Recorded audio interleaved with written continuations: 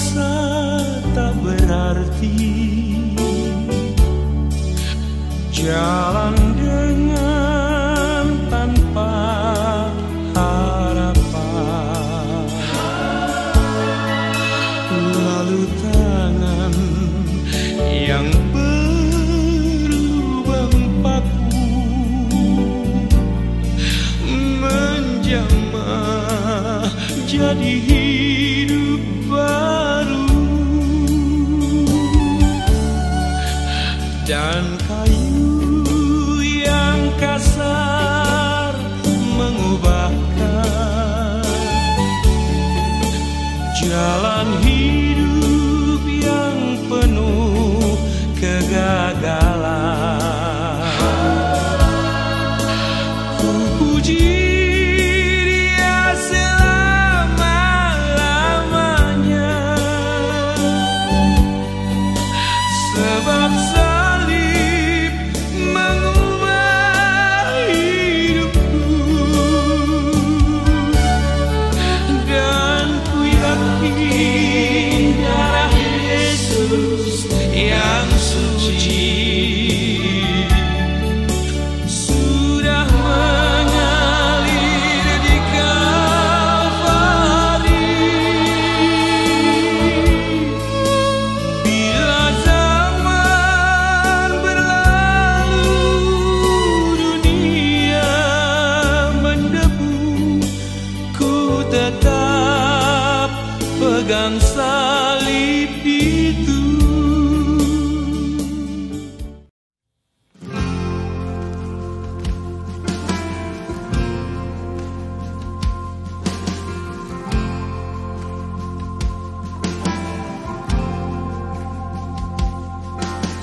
Kau pencipta hidupku,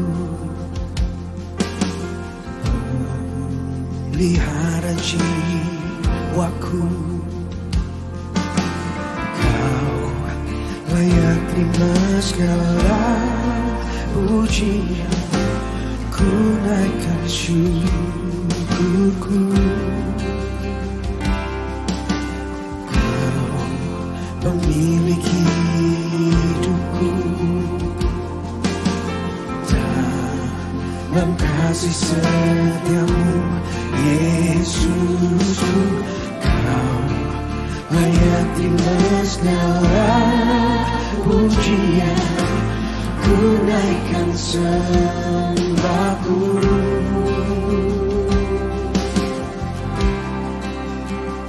Segala pujian dan syukur bagimu, Allah yang mulia, kuduslah namamu.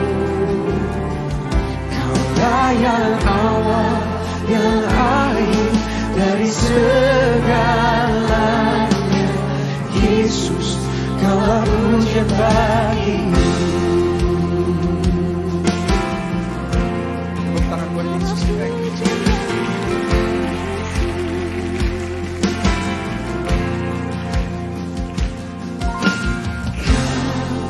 Pencipta hidupku, pelihara jiwaku. Kau layak terima segala pujian, ku naikkan syukurku. Kau pemilik hidupku, dalam kasih setiamu Yesusku. Kau layak terima segala pujian, ku naikkan sembahku.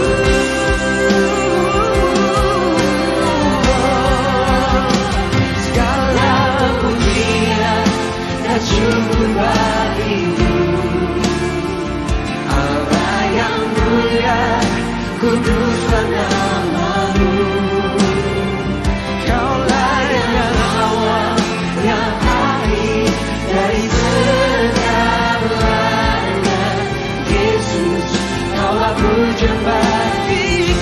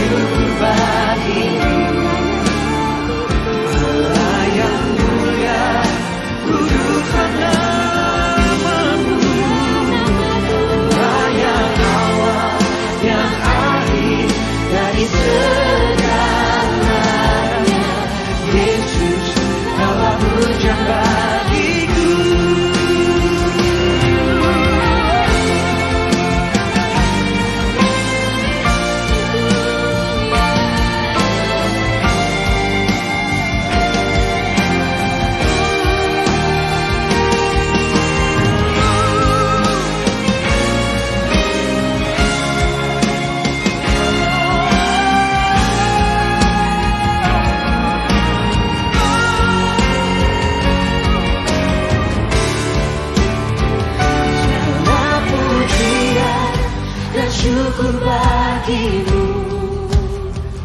Allah yang mulia, kuduslah namamu. Kaulah yang awal, yang akhir dari segalanya. Yesus, Kaulah puja bagiku. Dan syukur bagimu.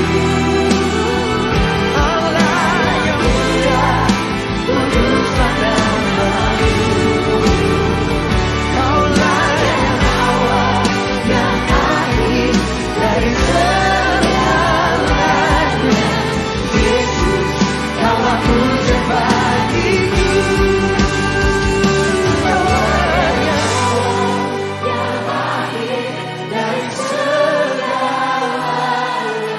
Yesus, Kaulah puja bagiku. Kaulah yang awal, yang akhir dari segalanya. Yesus, Kaulah puja bagiku.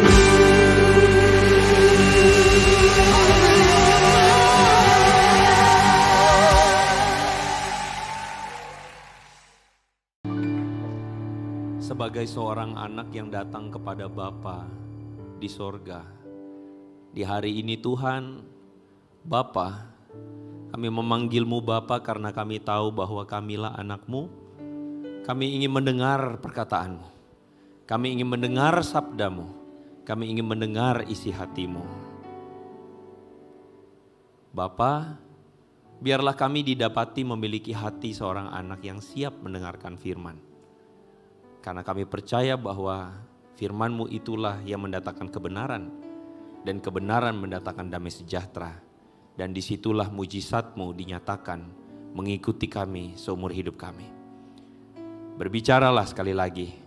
Bekerjalah Allah Roh Kudus di tengah-tengah kami. Bapa, kami percaya. Dalam nama Yesus kami berdoa, sama-sama katakan amin. Berikan kemuliaan bagi nama Tuhan. Silakan duduk saudara-saudara. Shalom, shalom. Saudara senang sekali bisa hadir di tengah-tengah saudara, boleh mengambil bagian dalam pelayanan di pagi hari ini atau siang hari ini.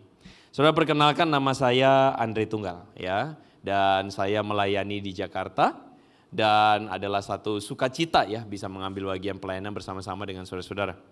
Nah, banyak orang mengenal saya sebagai seorang content creator ya. Jadi orang lebih kenal saya sebagai seorang YouTuber ya.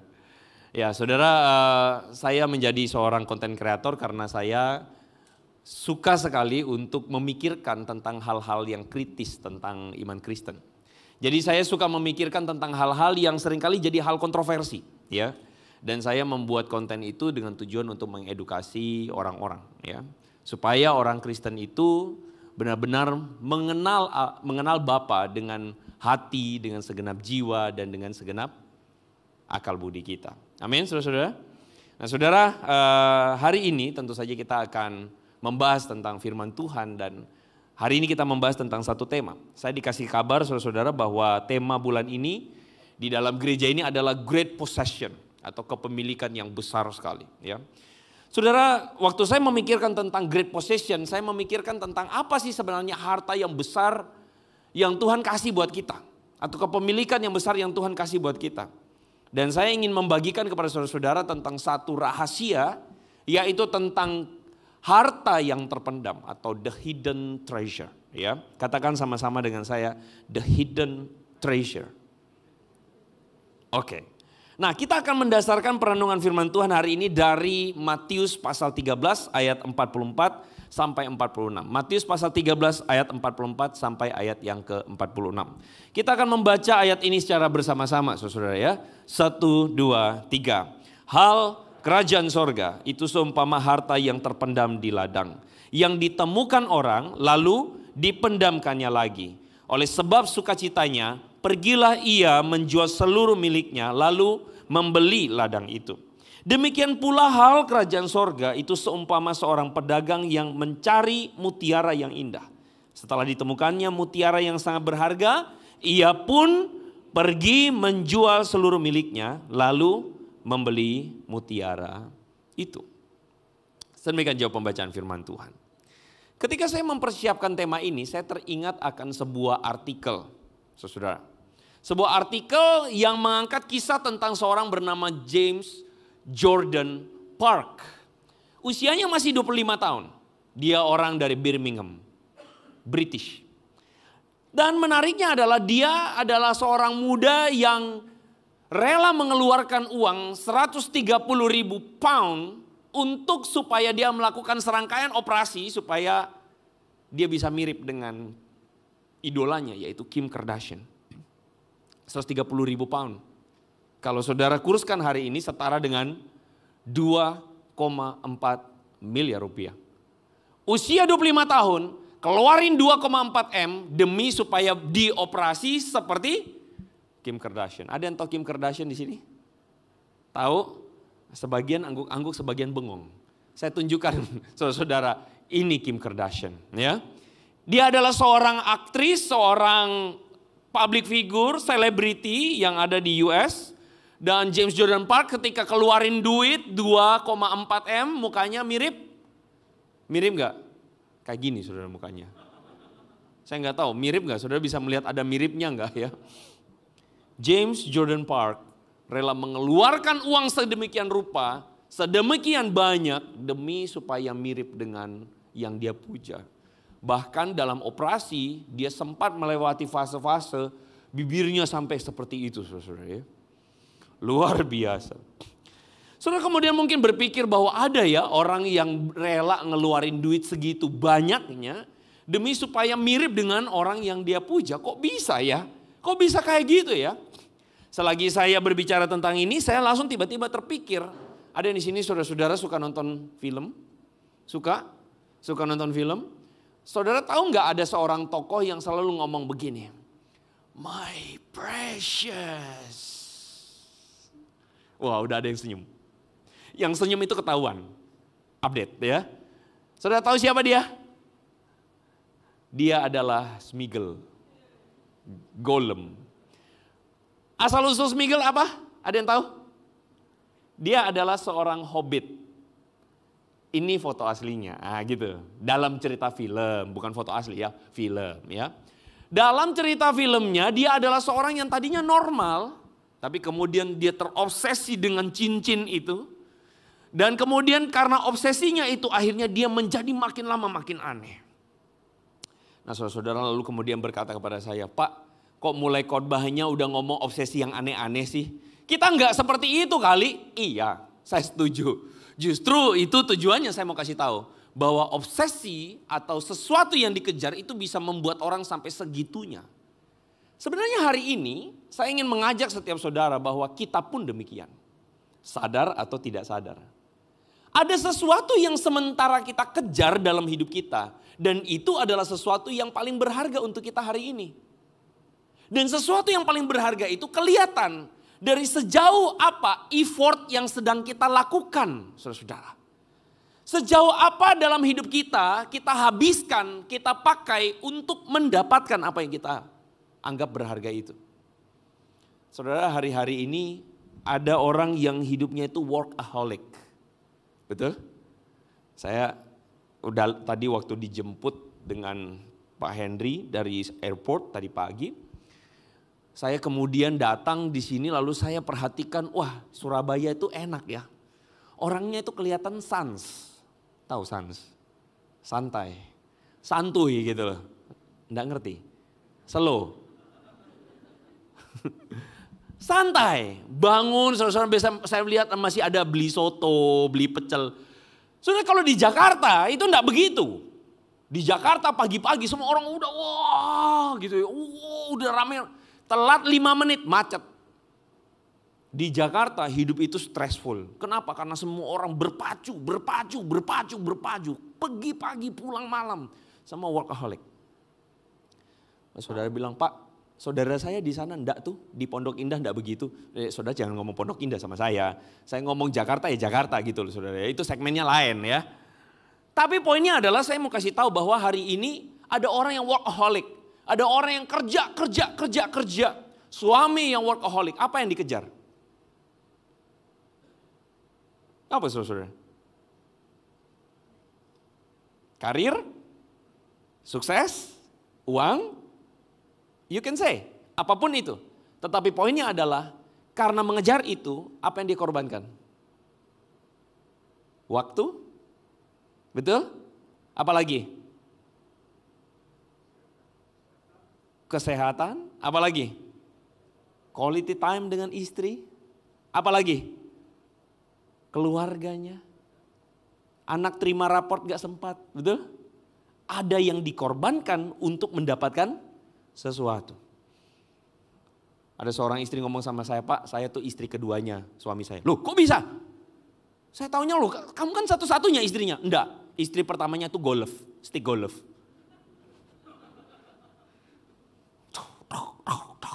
Saya istri keduanya, Pak. Karena hobi, orang bisa menjadikannya paling penting sehingga mengorbankan banyak hal. Ada ibu-ibu yang rela mati-matian sempetin pergi ke klinik kecantikan. Betul? Apa yang dikejar? Cantik. Supaya tampil prima, kan begitu kan ya? Apa yang dikorbankan? Uang. Ada seorang jemaat yang cukup dekat, dia ngomong begini, aduh saya tuh pusing sama istri, Pak. Kenapa? Ke salon, Pak, 7 juta, cekrek. Waktu selesai, gimana Pi, bagus enggak? Saya mesti bohong, Pak. Kenapa? Enggak kelihatan bedanya. Tapi saya mesti bilang, ya bagus. Karena kalau enggak bilang bagus, saya enggak dapat makan, Pak, nanti gitu kan. Ya wis lah, 7 juta. Saya, Pak, paling mentok potong rambut 700 ribu. Tapi kelihatan, bener gak suami-suami? Amin para suami. Saya suarakan suara hati kalian ya. Ibu-ibu dengarlah suara hati suamimu itu ya. Bercanda. Tapi memang begitu, laki-laki itu gunting rambut langsung kelihatan. Dari panjang pendek kan begitu. Kalau perempuan gunting poni enggak kelihatan. Tapi 7 juta kan gitu kan ya. Sesuatu memang ya. Nah ada yang kita korbankan untuk mendapatkan sesuatu. Termasuk yang masih muda. Apa yang kita korbankan untuk push rank? Oh saudara enggak ngerti push rank ya. Mobile Legend tahu? Tahu Mobile Legend? Push rank. Nah, push rank itu kan mengorbankan sesuatu, betul enggak? Apa yang kita korbankan? Waktu kita, apalagi PR kita, ya kan? Apalagi kerjaan. Demi, termasuk di gereja demi push rank korbankan firman Tuhan. Amin. Coba lihat samping kiri kanan ada yang push rank enggak? Enggak ada kan? Puji Tuhan. Di sini memang enggak begitu. Di sini semua giat mendengarkan firman. Puji Tuhan. Saudara-saudara, kita ada dalam dunia di mana semua orang sedang mengejar sesuatu yang berharga. Jujur. Cuman masalahnya adalah seringkali kita tidak punya waktu cukup untuk memikirkan bahwa apa sih yang berharga buat kita. Dan lebih celaka lagi adalah ketika kita tanpa sadar menjalankan hidup kita, mengejar apa yang kita pikir berharga padahal itu tidak benar-benar berharga. Dan lebih celakalah kita kalau misalnya kita mengejar dalam hidup kita apa yang tidak benar-benar berharga. Sehingga kita mengabaikan apa yang paling berharga seharusnya. Amin. Nah hari ini makanya kenapa saudara-saudara berbicara tentang great possession. Kita sedang berbicara tentang harta terbesar yang Tuhan tuh sediakan buat umatnya. Dan Tuhan sediakan untuk Anda dan saya. Ya, saudara tidak ada antusiasnya untuk dengerin ini harta terbesar.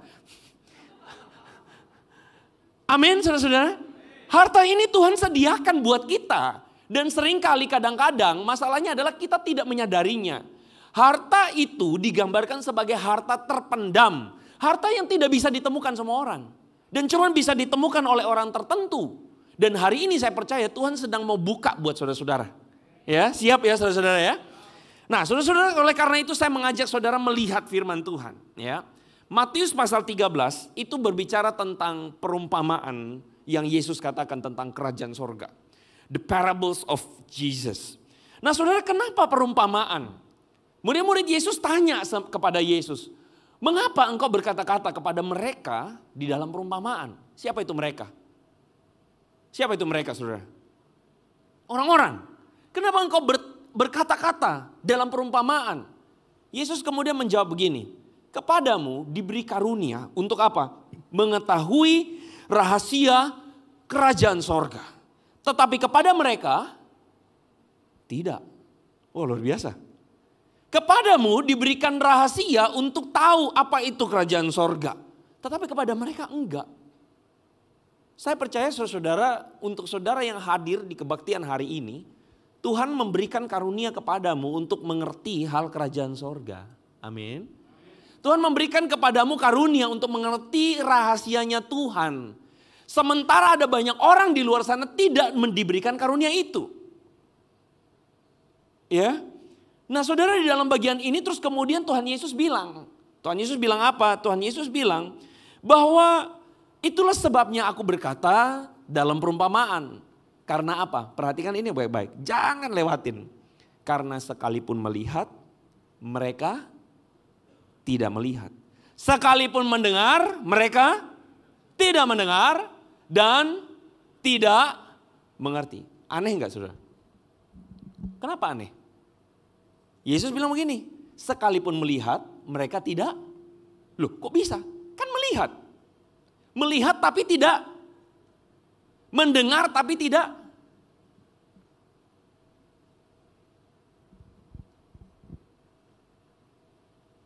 Saudara lagi dengar apa sekarang? Hah? Jawab yang realistis dong. Saudara lagi dengar apa sekarang? Saya kasih tahu yang realistis. Saudara sedang mendengar suara AC, betul gak? Nah baru sadar. Saudara tadi dengar suara AC gak? Itu kan? Tapi kenapa kita gak sadar? Karena kita tidak fokus. Saya kasih tahu kepada saudara. Hari-hari ini banyak orang mendengar firman tapi tidak mendengar. Banyak orang mendengar firman Tuhan tapi tidak mendengar firman Tuhan. Karena tidak fokus. Banyak orang sedang hadir di gereja tapi jiwanya tidak sedang di gereja. Karena betapa ruginya saudara-saudara ketika orang di samping kiri, di samping kananmu selesai kebaktian pulang merasakan kelepasan daripada Tuhan. Merasakan jamahan Tuhan tapi engkau pulang biasa-biasa saja. Rugi gak? Rugi banget. Kita udah buang waktu 2 jam datang ke gereja, tapi kita nggak mendapatkan mujizat itu. Orang di depan dan di belakangmu pulang dengan yang namanya hati yang berkobar-kobar di dalam Tuhan. Tapi kita nggak ngapa-ngapain, kita nggak ngalamin apa-apa. Amin. Karena apa? Karena kita mendengar tetapi tidak mendengar. Kita hadir di sini tapi kita tidak hadir di sini. Yesus lagi bilang, kepadamu diberikan kuasa dan rahasia untuk mengenal firman Tuhan. Mengenal kerajaan sorga, tapi tidak kepada semua orang. Berbahagialah kalau engkau terhitung sebagai yang mendengar. Bilang sama kiri kanan, ayo dengar firman Tuhan. Amin. Ayo dengar firman Tuhan, ayo dengar. Jangan sampai cuma dengar terus kemudian gak terdengar. Ya, kita kembali ke sini. Makanya Yesus bilang begini, berbahagialah matamu yang apa? Karena melihat dan telingamu karena mendengar. Sebab aku berkata kepadamu, sesungguhnya banyak nabi dan orang benar ingin melihat apa yang ingin kamu lihat itu. Tetapi orang itu tidak melihatnya. Dan ingin mendengar apa yang kamu dengar tapi mereka tidak mendengarnya. Ada banyak orang sebenarnya sedang mencari kebenaran. Tapi mereka tidak menemukan kebenaran. Tapi berbahagialah karena engkau menemukan kebenaran itu saudara-saudara. Ini yang tadi saya katakan, ini loh yang namanya berkat Tuhan. Oke?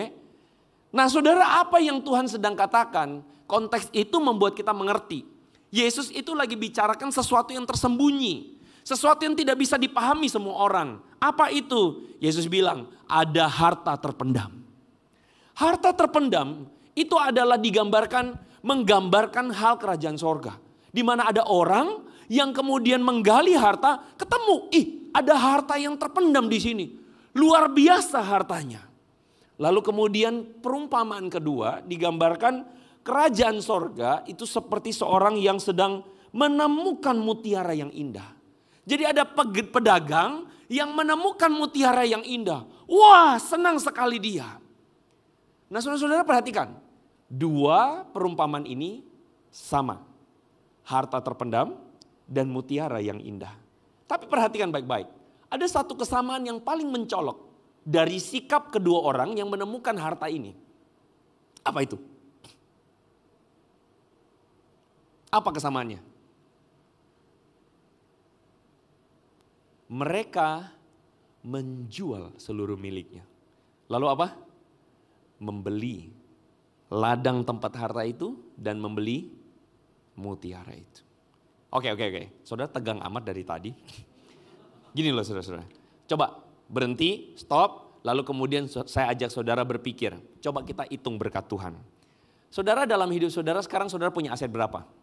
Berapa banyak? Gak usah ngomong, nanti saya iri. Ya. Saudara, ayo hitung asetmu sekarang. Di tabunganmu berapa, depositomu berapa, di reksadana berapa, emas berapa, aset tidak bergerak, harta bergerak, berapa semua? Hitung. Seriusan. Oke? Saudara udah hitung? Mungkin ada yang asetnya 10M, ada yang asetnya mungkin 100M, bahkan mungkin ada yang asetnya 500M. Puji Tuhan. Sekarang saya tanya, bagaimana jika aset itu saudara jual, saudara beli satu barang. Barang apa yang saudara dapat? Hah? Barang apa yang bisa saudara dapat dari semua yang saudara jual itu? Saudara-saudara, firman Tuhan mengatakan kepada kita, karena berharganya itu barang, sampai-sampai dia menjual semua miliknya. Seluruh hidupnya itu dijual. Kok bisa begitu? Barang apa itu Pak? Firman Tuhan menceritakan kepada kita, hal kerajaan sorga itu seperti sesuatu yang sangat berharga. Saking berharganya sampai-sampai dengan pengorbanan yang besar baru bisa dapat. Dan pengorbanan yang besar itu bahkan digambarkan seperti menjual segala miliknya. Nah ngomong-ngomong soal ini, saya langsung teringat tentang satu kisah di mana dalam Alkitab pernah ada seorang yang diminta untuk menjual segala miliknya. Saudara ingat siapa? Siapa? Orang muda yang kaya. Suatu ketika Yesus ketemu dengan seorang muda. Lalu orang muda itu datang kepada dia dan berkata, "Guru, perbuatan baik apa yang harus kuperbuat untuk memperoleh hidup yang kekal?" Oh keren ya. Lalu kemudian Yesus mengatakan ada tertulis. Jangan membunuh, jangan berzina, jangan mencuri, jangan mengucapkan saksi dusta, bla bla bla bla bla bla bla bla bla bla bla bla. Hormati ayah dan ibumu. Lalu orang muda itu bilang begini, aku sudah melakukannya. Wah keren ya. Aku sudah melakukannya. Saudara-saudara, ini orang muda adalah orang muda yang sangat-sangat apa? Sangat-sangat calon mantu idaman. Amin. Muda, kaya, pemimpin. Siapa yang gak mau? Ini saudara gak ada ngomong. Anak-anak saudara sudah laku semua ya. Saudara ini adalah calon mantu idaman. Siapa yang tidak mau dengan orang kayak begini? Udah muda, kaya, taat agama, rajin ke gereja. Kalau hari ini dia adalah orang Kristen, dia rajin ke gereja. Dia melakukan semuanya. Apa yang kurang? Makanya dia bilang, apa yang mesti kulakukan lagi? Saya sudah lakukan semua. Lalu dia bilang begini, apa yang mesti kulakukan untuk memperoleh hidup yang kekal? Yesus bilang, sorry, semuanya sudah. Oke. Yesus bilang, ada satu yang kurang. Apa itu? Jual semua milikmu. Jual semua hartamu dan berikan kepada orang miskin. Lalu apa? Maka engkau akan beroleh harta di sorga. Lalu apa? Ikutlah aku. Berapa banyak dari saudara pernah mendengar kisah ini? Saya nggak tahu, saudara sudah dengar kisah ini 2 kali, 3 kali? 4, 5, 10 kali? Saya yakin saudara sudah dengar kisah ini banyak. Ya. Mungkin ada juga yang baru dengar pertama kali. Tapi saya mau tanya, apa kesan saudara ketika saudara dengar kisah ini? Saudara merasa, apa ya, gelisah nggak? Halo? Kalau saudara nggak merasa gelisah, saya justru aneh. Baca doang, oh ya udah tinggalin ya udah. Itu aneh. Saudara baca firman itu kan supaya kita benar-benar berpikir, loh apa nih yang Tuhan mau kasih tahu sama kita kan? Dan kali ini Tuhan kasih tahu sama kita bahwa barang siapa mau mendapatkan harta di sorga, yang kemudian orang muda itu bilang hidup yang kekal, apa yang mesti dilakukan? Jual semuanya. Saudara menjual segala sesuatu itu tuh challenging banget. Bisakah kita mendapatkan harta di sorga dengan menjual segala sesuatu? Berarti apakah Tuhan minta kita untuk menjual harta kita supaya jadi orang Kristen yang benar? Apakah begitu? Semua kita nanti pulang jual aset, jual harta kita, lalu kemudian apa? Bagi ke semua orang, lalu kemudian datang ke sini melayani Tuhan. Apa begitu? Bukan itu. Makanya saya kasih tahu kepada saudara, berita baiknya bukan itu. Saudara, kenapa begitu? Kita mesti mengerti pengajaran Yesus itu dari konteksnya. Jadi Yesus itu sering sekali mengajar dalam perumpamaan. Sering kali Yesus menggunakan bahasa hiperbolik. Misalnya Yesus bilang begini, apabila tanganmu menyesatkan engkau, apa yang Yesus bilang? Potong. Lebih baik kamu masuk ke dalam kerajaan sorga dengan tangan buntung. Oke? Nah, sekarang saya tanya. Kalau firman Tuhan itu benar-benar dilakukan, berapa banyak di antara kita mesti potong tangan? Tangan yang korup mungkin, tangan yang mencuri, tangan yang mungkin maaf ya, pukul pasangan kita mungkin. Berapa banyak di antara kita mesti potong tangan? Semua kita buntung tangannya. Yesus bilang, kalau matamu menyesatkan engkau, cungkillah itu.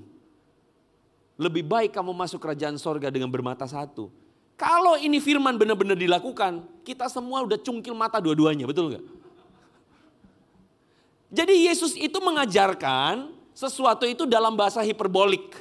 Yang kita mengerti bahwa maksud dari perkataan Yesus bukan berarti harus potong mata, potong tangan, cungkil. Bukan itu kan? Tapi arti perkataan Yesus itu adalah seperti lagu sekolah minggu. Hati-hati gunakan tanganmu, ya kan? Hati-hati gunakan matamu. Apa maksudnya? Karena Tuhan itu meminta kita untuk berhati-hati dengan segala sikap kita, tindakan kita, supaya jangan sampai melukai hati Tuhan. Amin. Nah, itu intinya. Saudara-saudara, sama halnya dengan berita firman Tuhan di dalam bagian ini. Tuhan bukan meminta kita untuk menjual harta semuanya, bukan itu. Bukan Tuhan minta kita untuk jual jadi miskin semua, bukan. Tapi masalahnya itu bukan terletak pada hartanya. Masalah orang muda ini bukan terletak karena hartanya banyak. Ingat baik-baik. Firman Tuhan menceritakan orang muda itu ketika dengar itu, apa yang terjadi? Maka dia meninggalkan Yesus. Sebab bukan karena uangnya banyak. Bukan salah uangnya maksudnya. Tetapi salahnya di mananya? Di sininya. Ingat ya, orang muda itu datang sama Yesus. Cari apa? Guru, apa yang mesti kulakukan untuk memperoleh hidup yang kekal? Yesus bilang gini. Sudah, apalagi ayo. Yesus bilang ada satu lagi. Apa itu? Jual hartamu. Aduh, gak jadi deh. Mundur teratur langsung ghosting. Kok gak banyak yang relate? Langsung ghosting, hilang, mundur. Nggak jadi deh Tuhan, nggak jadi. Kenapa? Sorry, karena hartaku penting buat aku. Amin. Itu saudara-saudara. Masalah dari orang muda ini bukan karena uangnya. Tapi masalahnya adalah karena hatinya tidak siap untuk memilih Yesus daripada hartanya. Hatinya tidak siap karena baginya hartanya itu lebih berharga daripada Yesus buat dia. Ketika Yesus mengatakan jual semuanya, ikut aku. Nggak jadi deh, nggak mau deh. Kenapa? Karena bagiku hartaku lebih berharga daripada engkau. Jadi pemuda itu ketika mencari harta itu, mencari yang namanya kerajaan sorga, mencari yang namanya hidup kekal itu, Yesus bilang, kamu jual, kamu dapat harta di sorga. Nggak jadi, nggak mau. Karena bagiku hartaku di dunia ini lebih penting dari harta di sorga. Saudara tentu tahu istilah crazy rich. Woy. Crazy rich, kan gitu kan ya. Saya bingung ya, di sosial media tuh lebih sering keluar Crazy Rich Surabaya. Bukan Crazy Rich Jakarta. Tapi akhirnya saya sadar, kenapa orang bilang orang Surabaya itu lebih kaya, lebih Crazy Rich dari Jakarta. Karena orang Jakarta tuh kalau kaya, ya kaya. Tapi nggak ada yang kuaya, itu nggak ada. Cuman Surabaya yang kuaya, iya toh? Orang Jakarta tuh soge, iya soge. Tapi nggak ada suoge, ya itu nggak ada. Apalagi suoge pol, nah itu. Jadi memang saudara, Surabaya lebih kaya dari Jakarta. Puji Tuhan saudara ya. Wah, senang semua saudara. Saya boleh pindah Surabaya enggak? Terus saudara, crazy rich. Orang yang gilanya, kok gilanya? Salah tuh kan, kayanya gila banget, gitu ya. Kayanya kebangetan gitu. Saudara, siapa yang tidak ingin jadi seperti crazy rich? Punya mobil mewah, punya semuanya, kayaknya impian, betul? Jemaat di gereja ini pada nggak mau ya? Saya mau loh. Ya mau kan? Iya dong. Tidak ada yang salah dengan menjadi kaya. Perhatikan itu baik-baik. Tidak ada yang salah dengan menjadi kaya. Tapi masalahnya adalah kalau kekayaan itu jadi segalanya buat kita. Itu masalah. Saudara-saudara, crazy rich ini adalah orang-orang yang seringkali, istilah yang seringkali digambarkan untuk jadi semacam impian, utopia. Saya mau jadi crazy rich. Semua orang ingin jadi crazy rich. Why? Karena kita berpikir bahwa dengan kita menjadi kaya, maka kita mendapatkan jaminan. Betul? Kita mendapatkan apa yang namanya kebahagiaan. Uang bisa beli kebahagiaan enggak? Bisa enggak? Oh, ada yang bilang bisa, ada yang bilang enggak bisa. Uang bisa beli kebahagiaan enggak? Pak, kalau mau rohani sih, jawaban rohani sih enggak bisa. Tapi kalau mau jawaban realistis sih bisa. Nah ini yang suka saya bahas di YouTube saya. Nah gitu loh. Karena seringkali kita nggak bisa membedah itu secara layer. Kita bingung. Kenapa? Begini loh saudara, saya jelasin.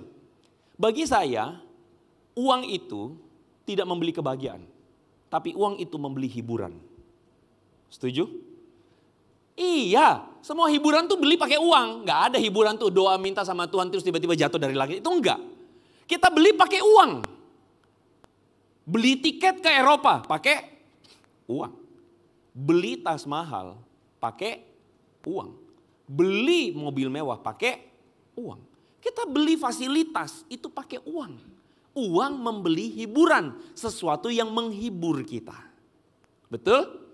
Tapi menurut saya kebahagiaan itu tidak sama dengan hiburan. Saudara-saudara, dunia di luar sana menyamakan kebahagiaan sebagai hiburan. Kalau saya dapat hiburan, saya bahagia. Kalau saya nggak dapat hiburan, saya tidak bahagia. Betul nggak, saudara-saudara? Itu dunia. Tapi orang Kristen tahu betul bahwa apa? Bahwa hiburan itu tidak memberikan kamu kebahagiaan terus-menerus.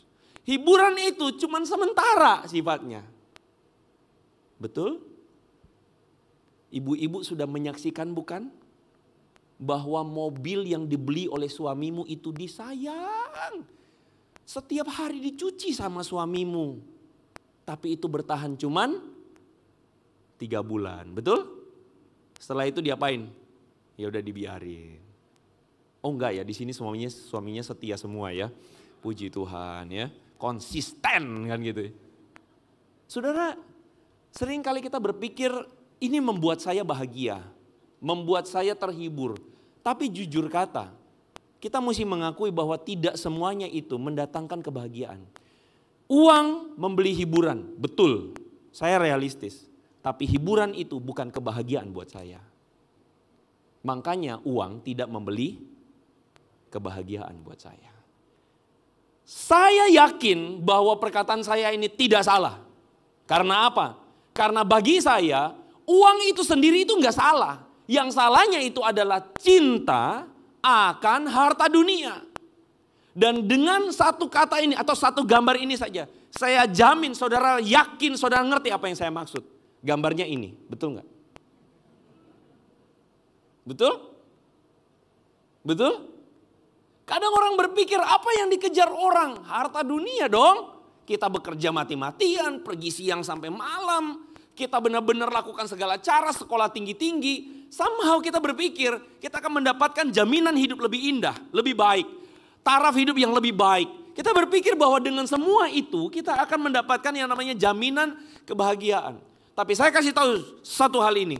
Justru gambar ini membuktikan kepada kita bahwa yang namanya harta duniawi itu justru bisa menjerumuskan seseorang. Iya. bagaimana mungkin seorang anak usia 20 tahun karena hartanya banyak, dia berpikir backingannya banyak, dia berpikir dia punya kuasa dengan semua yang dia punya, justru kebablasan melakukan tindakan konyol, mengeroyok seorang anak usia 16 tahun. Gara-gara wanita. Dan apa yang terjadi saudara-saudara? Anak ini kemudian karena kebablasan, mobilnya terlalu mewah, terlalu cepat mungkin, injak gas lupa injak rem, matilah dia, habislah dia.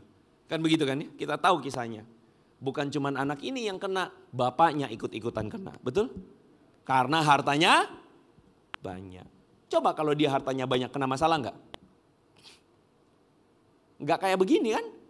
Bukan cuma bapaknya yang kena, tas-tas istrinya juga kena.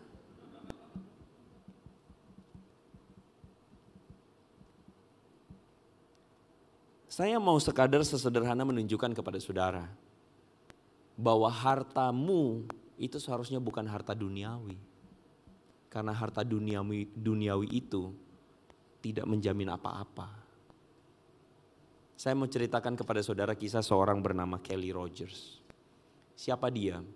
Dia adalah seorang yang tercatat sebagai remaja yang paling beruntung sedunia. Setidaknya itu menurut artikel. Kelly Rogers pada usia 16 tahun memenangi sebuah lotre. Dan lotre itu menjadikan dia remaja terkaya di sejagat. Karena dia mendapatkan uang 1,875 juta pound sterling tahun 2023. Dan saudara, saya hitung inflasinya, saya hitung. Di tahun 2023, uang yang dia menangkan itu setara dengan 56,5 M. Usia 16 tahun dapat 56,5. Enggak usah jauh-jauh, saya dapat 0,5-nya aja saya udah seneng banget kan gitu kan. 56,5 M, 16 tahun. Mana masih 16 tahun? Ada? Coba ada yang masih 16 tahun? Oh, enggak ada. Ya, mohon maaf ya para jomblo-jomblo yang udah 20-an tahun tapi duitnya belum segitu ya. Saya turut bersedih juga bersama-sama ya. Mari kita sama-sama bikin persekutuan habis ini ya. Saling mendoakan. Bercanda saudara. Kelly Rogers dalam semalam hidupnya berubah 180 derajat. Dia dengan uang yang banyak itu dia akhirnya beli baju mahal, beli mobil mewah. Wah, hidupnya berubah dari yang tadinya cuma remaja biasa, berubah. Tempat mainnya sekarang hotel mewah dan sebagainya berubah saudara-saudara. Dia mendapatkan hidup yang perfect. Semua artikel media massa menggambarkan ini remaja paling beruntung sedunia. Saudara-saudara, dalam waktu dekat, gak lama sesudah itu Kelly akhirnya berkenalan dengan seorang pria. Akhirnya mereka move in, lalu kemudian punya anak and so on. Endingnya apa? Cerai. Dia diselingkuhin, dia ditinggalin. Lalu kemudian Kelly ini merasa bahwa karena dia tidak dicintai suaminya, dia kurang menarik. Akhirnya apa yang dia lakukan? Dengan uang yang dia punya, dia operasi payudara. Karena dia berpikir dengan operasi payudara dia akan lebih percaya diri. Maaf, dengan payudara yang lebih besar dia berpikir akan menarik laki-laki untuk bisa mengasihi dia.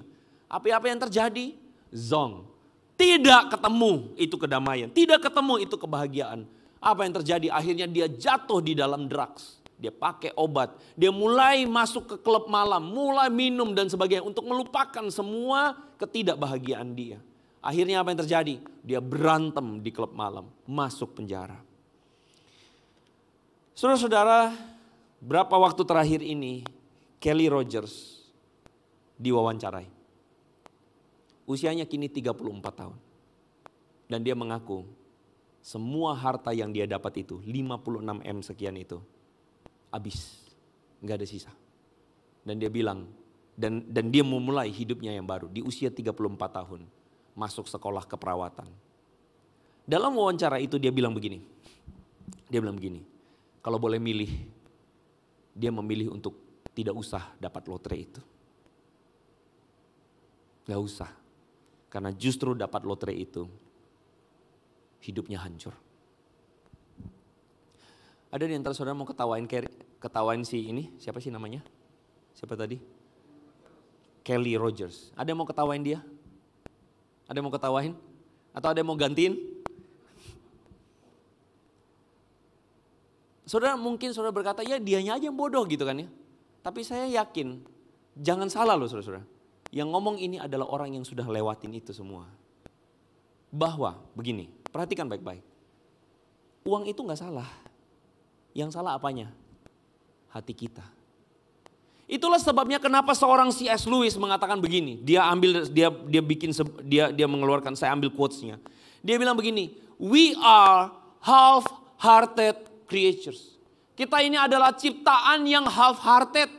Gimana sih? Kita ini adalah ciptaan yang hatinya tuh sebenarnya gak sempurna, gak utuh. Kita tuh dibodohin. Kita bermain-main dan dibodohin dengan apa? Dengan minum-minum, dengan seks, dengan ambisi. Yang kita pikir itu akan memberikan infinite joy. Kita pikir itu akan memberikan kebahagiaan seterus-menerus. Kita pikir kita bisa happy kalau jalan-jalan. Kita pikir kita bisa happy kalau bisa beli barang mewah. Kita pikir kita bisa happy kalau dianggap orang, dihormati. Kita pikir kita bisa happy dengan semua itu. C.S. Lewis mengatakan, ini seperti anak kecil, bocil yang kepala batu. Yang ada tai lalat di sini nih, di jidat tuh ya. Yang unyeng-unyengnya 2 itu ya. Ini kayak bocil kata C.S. Lewis. Yang berpikir apa? Bocil yang cuman happy main lumpur doang. Main lumpur bikin kue-kue, enak ya, keren-keren, asik. Sini papa mama ajak jalan-jalan ke pantai. Gak mau. Ini main lumpur lebih enak. Papa mama ajak ayo ke pantai. Gak mau. Itu Tuhan sama kita kayak gitu. Tuhan sama kita tuh kayak gitu. Karena kita pikir kebahagiaan kita dapatkan di semua yang ada di dunia. Kita pikir kebahagiaan itu kita dapat dengan apa yang dunia kasih. C.S. Lewis kasih satu kata yang sangat menurut saya nemplak banget. We are far too easily pleased. Kita sangat mudah banget disenangkan dengan hal-hal yang ada di dunia ini. John Piper menuliskan, our desire is too cheap. Desire kita itu terlalu murahan. Karena kita berpikir kita mendapatkan kebahagiaan dari apa yang ada di dunia. Dari tadi saya ngomongin apa sih Pak?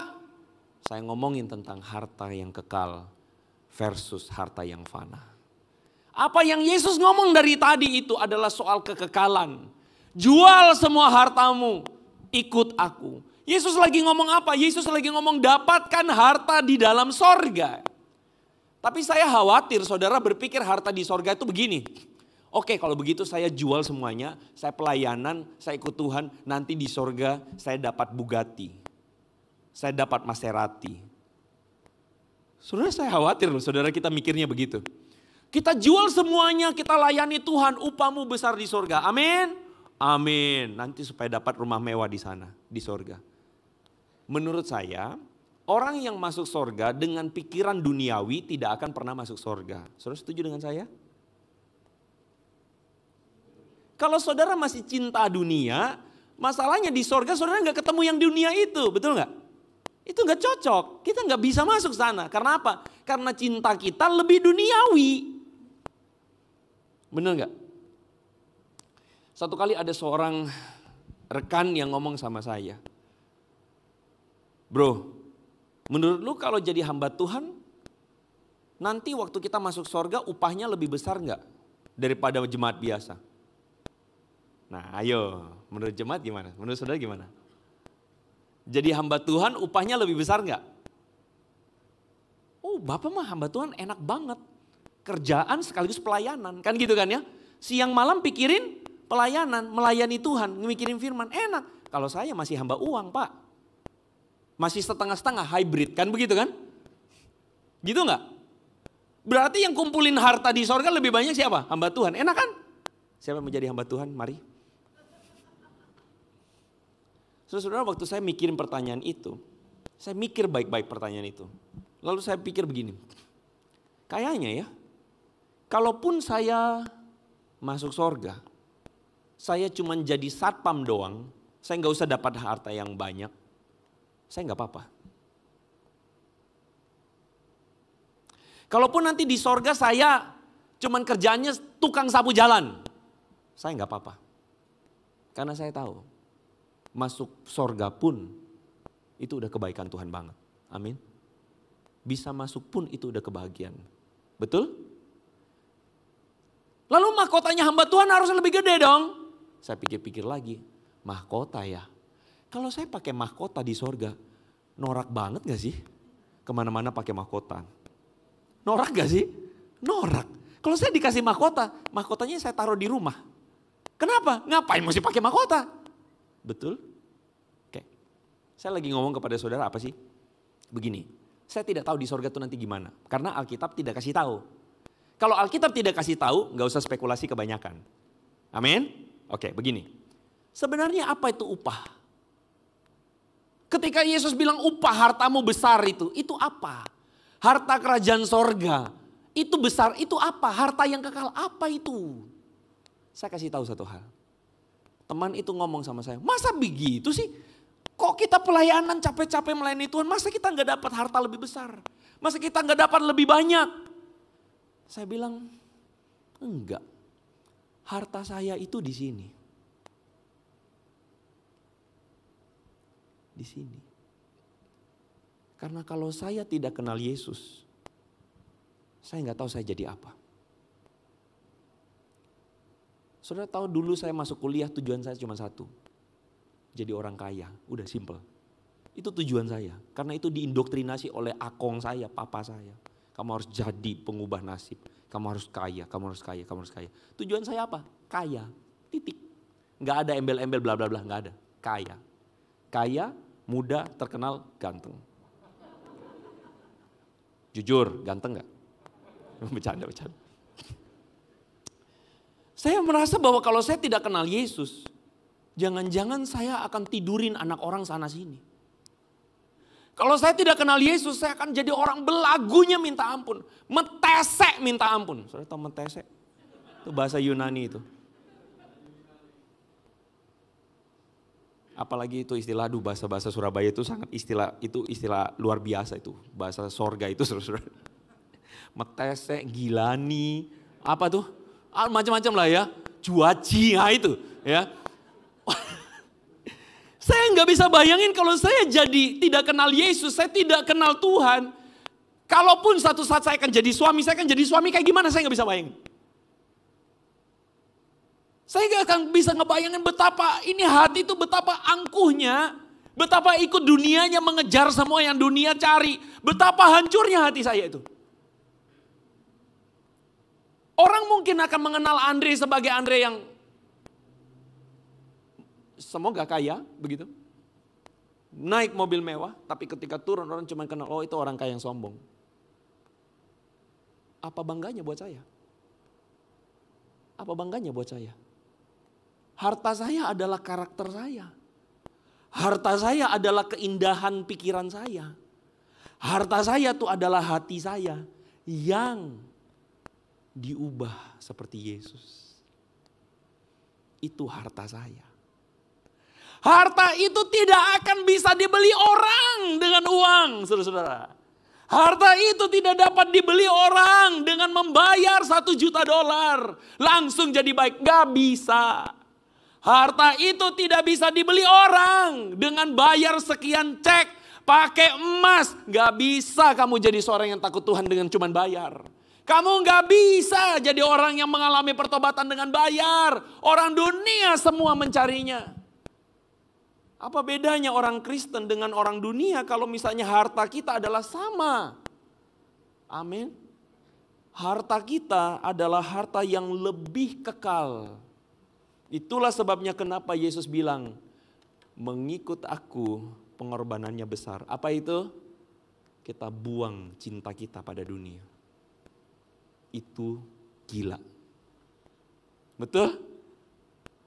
Itulah sebabnya hartamu itu adalah kamu mendapatkan pengertian. Wow, ternyata ada yang lebih berharga daripada hanya sekadar menjadi kaya. Ada yang lebih berharga daripada hanya sekadar jadi bos.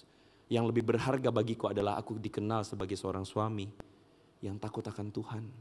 Seorang suami yang mengasihi istriku, anak-anakku, mengasihi Tuhan, aku bawa keluargaku melayani Tuhan. Bukankah itu indah?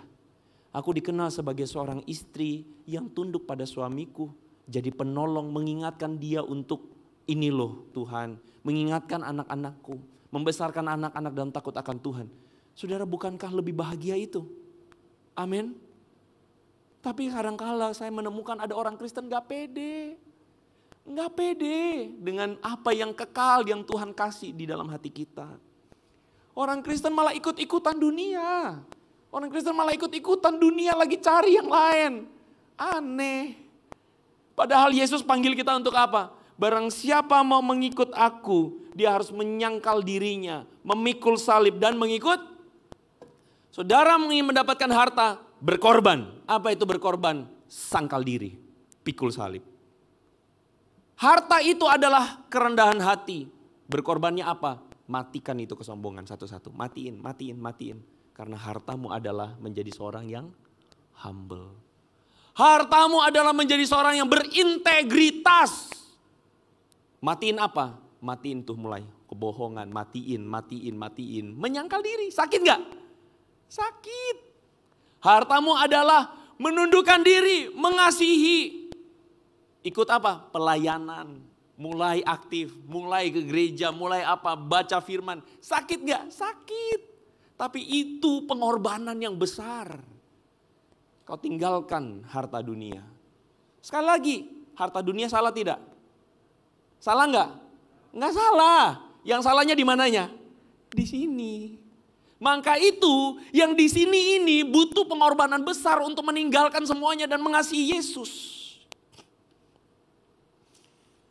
Sebagai sebuah penutup, saya menunjukkan kepada saudara sebuah gambar lukisan dari seorang pelukis bernama Rembrandt van Rijn. Rembrandt ini melukiskan tentang perumpamaan harta yang terpendam ini. Saudara bisa melihat ada seorang petani yang di tangan kanannya pegang sekop. Dan saudara bisa lihat di sebelah kanan itu, dia menemukan hartanya. Saudara bisa lihat ya, dia menemukan harta di sana. Tapi kalau saudara perhatikan, gestur petani itu justru tidak melihat hartanya. Dia melihat apa? Ke belakang. Kalau saudara lihat ke belakang, dia lihat apa itu? Dia lihat ada sebuah kota di sana, ada menaranya. Itu lagi ngomong tentang dunia. Rembrandt menggambarkan pergumulannya ketika dia baca ayat ini. Lalu dia lukiskan, apa pergumulannya? Pergumulannya adalah meninggalkan dunia itu sulit. Betul? Meninggalkan dunia itu butuh pengorbanan besar. Meninggalkan keakuan, kesombongan, kejahatan, tipu daya, manipulasi itu susah. Kenapa? Karena kita tuh kayaknya aduh semua orang enak dan bahagia di sana. Tapi menariknya adalah Rembrandt melukiskan apa yang ditemukan. Saudara lihat yang sebelah kanan. Harta. Hartanya di mana? Kalau saudara lihat itu bukan tanah yang digali. Tapi harta itu ditemukan di, mungkin kelihatannya kurang jelas, di dalam goa. Aneh ya? Kan penggambarannya di sini kan di dalam tanah, tapi kenapa di dalam goa? Rembrandt punya alasan. Kalau saudara perhatikan goa itu ada di mana? Kalau saudara lihat ke atas, itu ada tembok. Itu tembok kota. Rembrandt lagi menggambarkan tembok Yerusalem. Yesus dikubur di mana? Di luar tembok Yerusalem, di dalam goa. Jadi harta yang ditemukan itu apa? Yesus. Yesus. Yesus adalah harta terbesar. Saya undang pemain musik dan singer untuk maju ke depan. Maka di akhir dari perenungan firman Tuhan ini saya mau bertanya kepada saudara. Seberapa berharganya Yesus bagimu? Seberapa berharganya Tuhan bagimu? Seberapa berharganya kerajaan sorga, harta kerajaan sorga bagimu? Saya kasih tahu. Dalam Matius pasal Yang keenam, Yesus bilang, mutiara itu jangan dilemparkan ke babi. Saudara tahu ayat itu ya? Kenapa? Karena babi itu cuma bisa menginjak-injak mutiara. Apa artinya? Mutiara itu tidak bisa dipahami berharganya oleh babi. Yang bisa mengerti mutiara itu berharga adalah manusia. Dan bahkan bukan sembarang manusia. Manusia yang betul-betul mengerti berharganya mutiara ini. Oke, dari khotbah tadi kita ngerti. Mutiara itu apa saudara? Kerajaan sorga. Mutiara itu apa? Yesus. Mutiara itu apa? Berita Injil. Dan saya tahu berita Injil ini cuman bisa dimengerti dan dihargai oleh orang yang layak menghargainya. Tapi bagi orang yang tidak bisa menghargainya, dia tidak akan pernah menghargai Injil ini. Maka saya kasih pilihan kepada saudara. Maukah engkau menghargai harta ini? Mari kita tundukkan kepala di hadapan Tuhan. Dan semua firman yang telah engkau dengarkan, dari semua yang telah kita dengarkan, apakah Tuhan berbicara padamu, menegur engkau? Apakah Tuhan berbicara supaya kita bertobat dari hati kita yang selama ini mengejar hal-hal yang dunia, sementara, fana. Tapi kita lupa mengejar yang paling penting. Tuhan, kami ingin menghargai Engkau. Kami ingin menjadikan Engkau harta terbesar dalam hidup kami. Tuhan, kami ingin menjadikan Engkau yang paling utama dalam hidup kami. Karya terbesar dalam hidupku, pengorbananmu yang selamatkanku. Engkaulah harta yang tak ternilai, yang ku miliki dan ku hargai. Yesus, Engkau ku kagumi. Karya terbesar dalam hidupku, pengorbananmu yang selamatkanku. Engkaulah harta yang tak ternilai, yang ku miliki dan ku hargai. Yesus, Engkau ku kagumi. Mari kita bangkit berdiri, saudara, katakan, karya terbesar dalam hidupku, pengorbananmu yang selamatkanku. Engkaulah harta yang tak ternilai, yang ku miliki dan ku hargai. Yesus, Engkau ku kagumi. Karya terbesar dalam hidupku, pengorbananmu yang selamatkanku. Engkaulah harta yang tak ternilai, yang ku miliki dan ku hargai. Yesus, Engkau ku kagumi.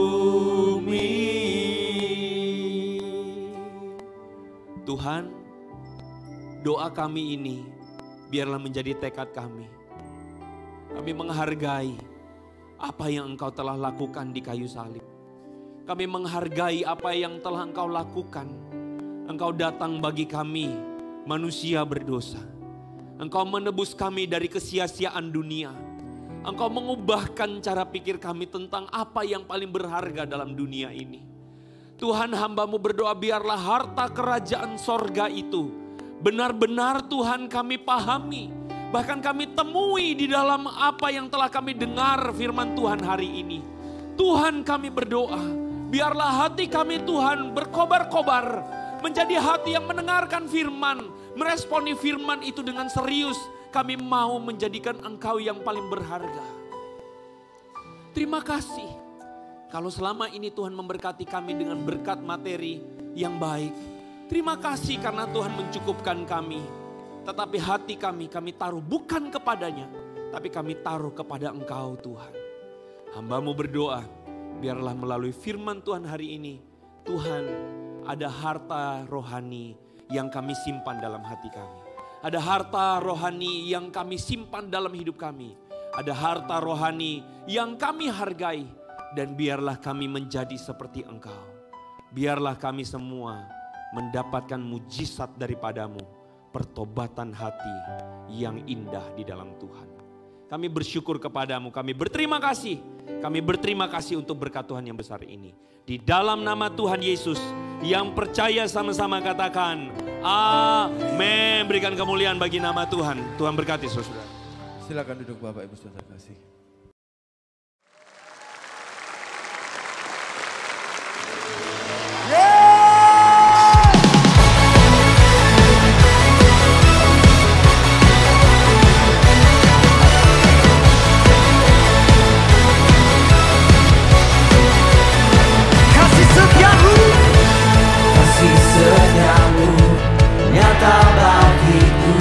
Hikmat kebajikan, hikmat kebajikan tersedia bagiku. Semua alasanku limpahkan segalanya, dan anugerahnya sangat besar bagiku. Semuanya aku diberkati, aku dilimpahi, karena alasanku menyediakan, aku diberkati, aku dilimpahi, atas sempurna anugerah Tuhan bagiku. Anugerah-Mu Tuhan Yesus, semuanya katakan. Kasih setia-Mu nyata bagiku, hikmat kebajikan tersedia bagiku. Oh, sebab alasanku limpahkan segalanya, dan anugerahnya sangat besar bagiku.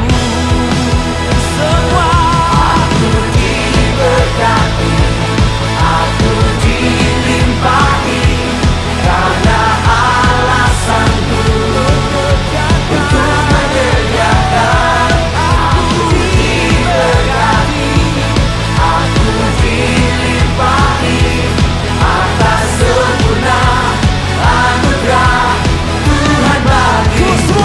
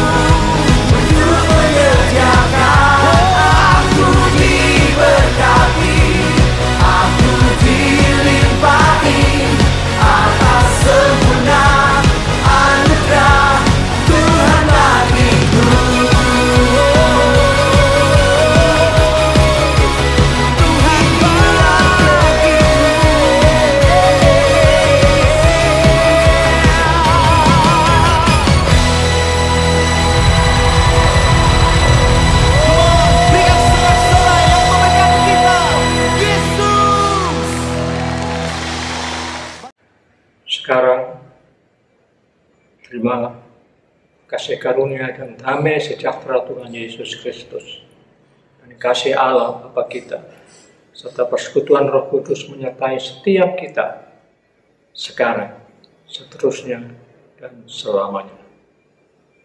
Amin.